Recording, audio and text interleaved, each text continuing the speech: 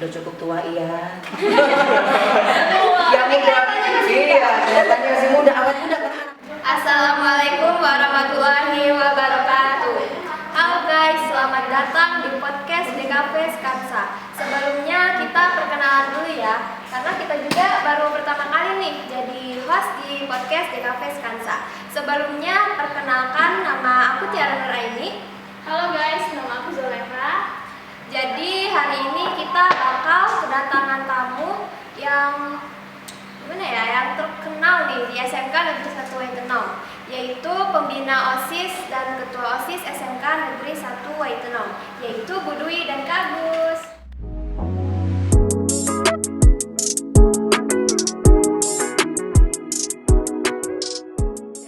Oke guys, mari kita sambut aja. Ini dia Bu Dwi dan Kak Agus. Oke. Selamat datang. Selamat datang juga.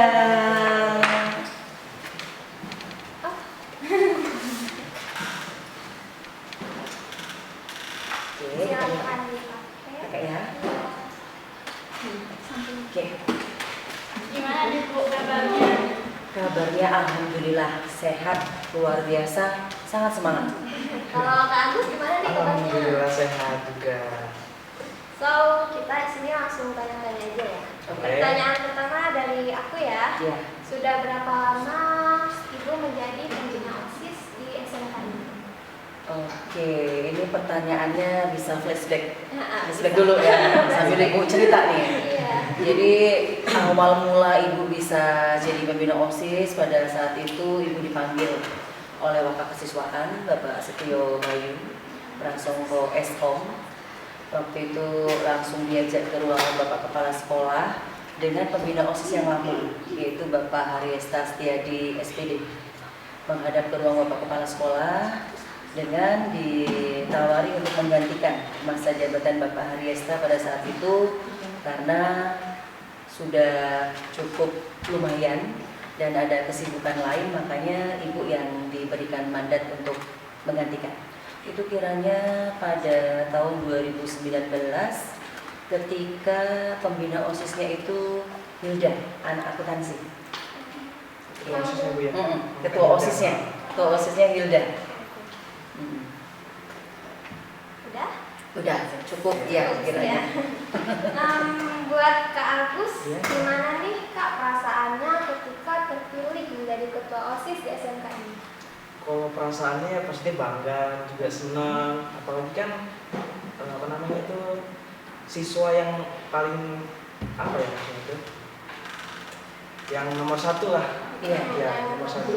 Iya, yang terkenal. Bukan terkenal juga sih. Populer. Ya itu juga lah. Pasti kalau perasaannya bangga, senang. Bangga banget ya jadi Mm-mm. ketua OSIS di SMK. Apa aja sih Kak yang udah didapetin sebagai ketua OSIS ini?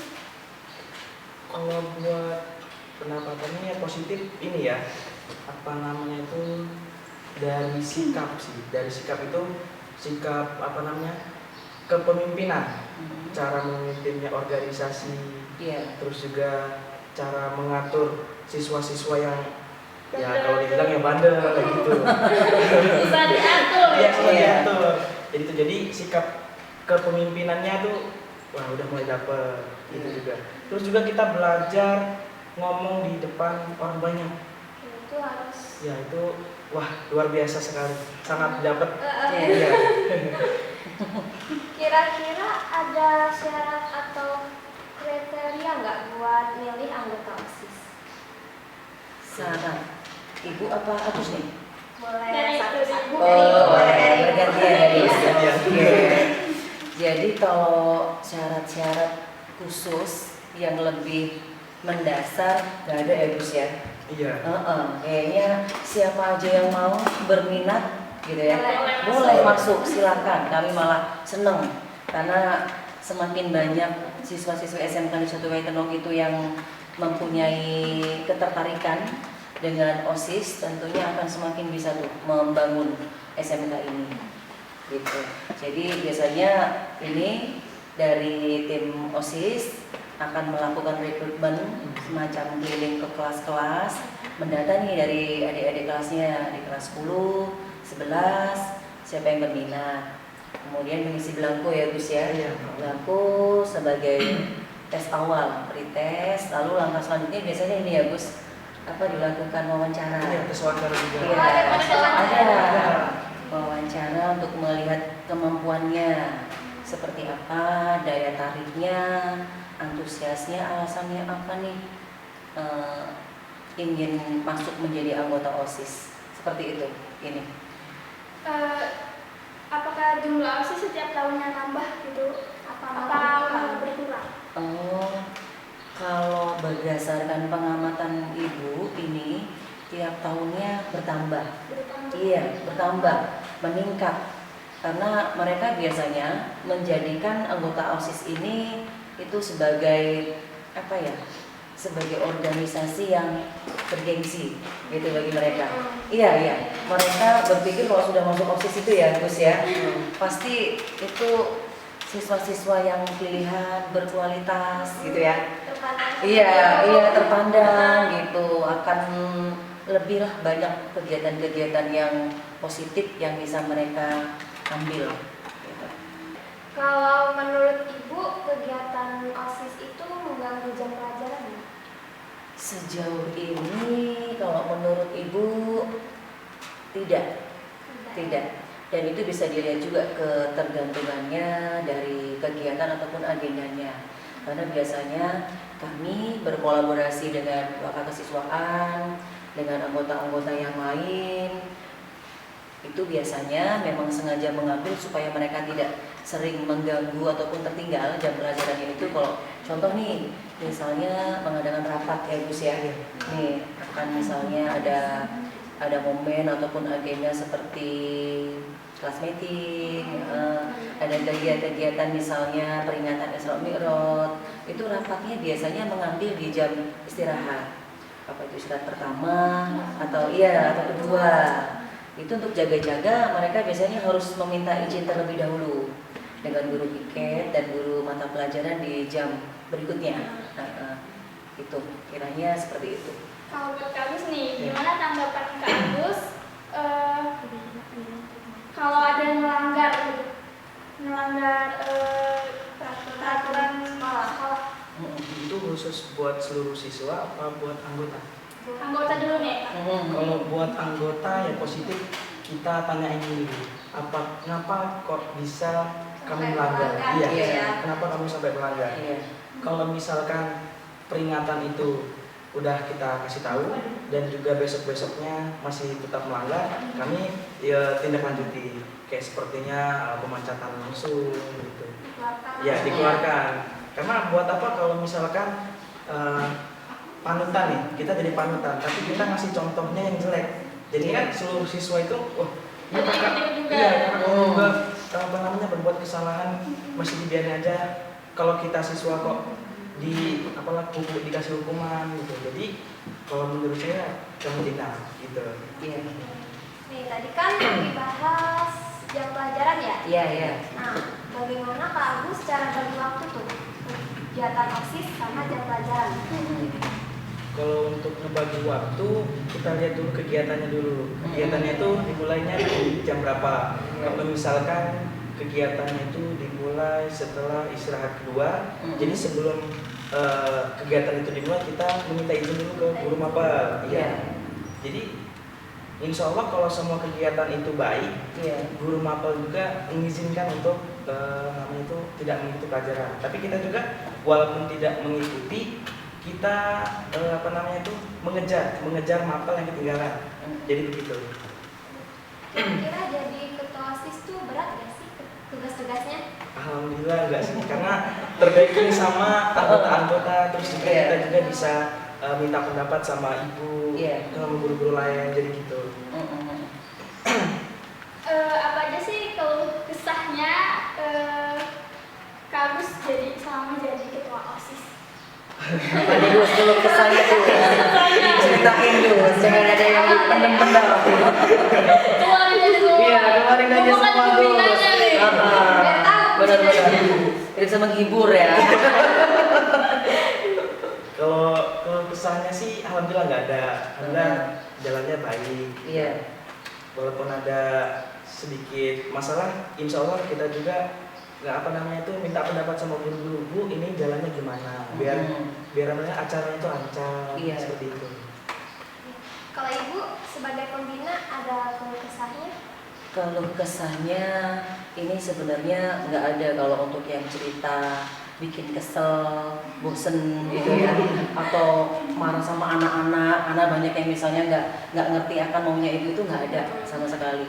Jadi ibu itu ya selalu menjadikan anak-anak OSIS ini penghibur, penyemangat gitu ya. Iya, jadi dari mereka ini benar-benar membuat ibu apa ya, bisa selalu tadi ya bahagia gitu ya, terus tersenyum. Iya, kalau yang lain sih karena ibu udah terlalu cukup lama, mungkin kalau ada yang mau meneruskan atau menggantikan posisi ibu, ini sangat welcome ibu, sangat terbuka karena mungkin ya udah waktunya lah ibu diganti di regenerasi gitu ya, udah cukup tua iya. Yang muda, iya kelihatannya masih muda, awet muda karena anak-anak ini banyak penghibur ibu gitu loh, bikin bahagia gitu ya. Happy terus, benar. Jadi itu paling nggak ada mungkin doa harapan ibu kalau nanti ada dari Dewan Guru SMK Situaitonong nih yang ingin benar-benar mempunyai ketertarikan, minat untuk bisa menggantikan saya, alhamdulillah. Ya bisa, ibu bahagia banget. Jadi terbuka nih untuk guru-guru yang muda, guru-guru P3 ke SMK Situaitonong nih yang baru diterima, monggo. Dibuka nih langsung gitu ya. Iya, gitu. Kak Agus kan bentar lagi masa jabatannya udah mau habis nih ya kan. Motivasi untuk adik-adik selanjutnya gimana nih? Iya. Motivasi apa ya motivasinya? Kalau motivasinya sih buat adik-adik kelas yang mempunyai semangat buat mempelajari kepemimpinan itu boleh banget. Iya.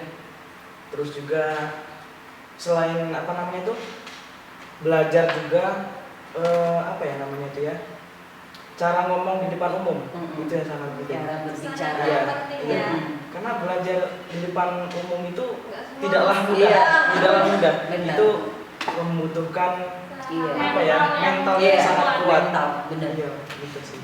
Melatih mental, keberanian. Intinya semangat aja lah. Mm-mm. Kalau misalkan ada keinginan, boleh Iya. ini. Ada pesan dan pesan nggak Bu untuk OSIS selanjutnya? Pesan dan pesan ibu ini semoga di masa jabatan 2024-2025 ya Gus. Iya, benar. Iya. Mereka semua ini di penghujung masa bakti mereka. Dan tentunya jangan pernah lelah gitu ya. Jangan pernah lelah, bosan untuk selalu melakukan kebaikan. Memberikan contoh, semangat gitu ya Gus. Motivasi untuk adik-adiknya. Kemudian mereka nanti yang ingin menggantikan sebagai generasi penerus mereka nih, itu harus benar-benar menjadi teladan gitu ya, menjadi teladan yang baik, memberikan contoh pembiasaan yang baik, bahwa memang untuk menjadi anggota OSIS karena ini sama saja kuncinya gitu ya, ujung pangkalnya gitu lah, ujung pangkalnya dari kemajuan SMK Situaitonong sebagai pusat contoh dari ekskul-ekskul yang lain. Mereka benar-benar harus punya mental yang baja, mental yang kuat, berani. Mereka akan ditempa nih gitu ya, benar-benar bahwa mereka kerja itu kerja ikhlas tanpa pamrih gitu ya, dengan memberikan contoh kepada adik-adiknya bahwa saya siap untuk melatih disiplin, tanggung jawab gitu. Jadi mereka akan benar-benar punya tingkat kepedulian yang benar-benar ada dalam level yang tinggi. Jadi selalu semangat, yakin bahwa kita bisa. Setiap kebaikan yang kita lakukan itu pasti akan memberikan hikmah yang terbaik gitu menurut Ibu. Ini udah banyak ngomong-ngomong ya ceritanya, Iya. jadi silakan diminum dulu. Kayaknya katanya haus. Haus, dehidrasi ya. Iya. Silakan diminum. Oke, minum Gus. Ya. Gak Minum ada, ya. gak ada makanannya ini ceritanya. Ya, makasih. kasih ini aja. Terima kasih banyak ya.